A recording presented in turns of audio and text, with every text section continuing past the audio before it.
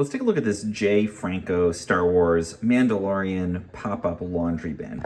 So I'm using this with my kids. It's super cool. You can see we've got Baby Yoda on there, and they've, of course, used the Force on it.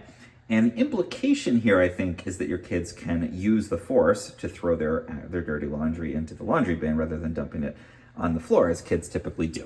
Whether they'll actually follow that direction or not, I don't know, but it is nice to have that, and it's kind of a funny little thing, just reminding them like they can use the Force and throw their laundry in here instead of leaving it everywhere. I like that it pops up, but it does compress down. So if you want to take this traveling, you could do that. Or if you just want to fold it up, when you're not actually using it, it's easy enough. It kind of folds. It has some laundry in it right now, so I'm not going to do that. But you can fold it up, and it's, again, not very large. It sort of lays flat, essentially.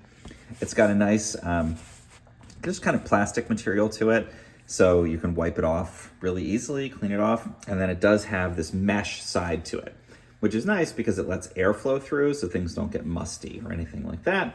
And that's on two sides. So mesh on two sides, and then we've got Baby Yoda on both sides of it there.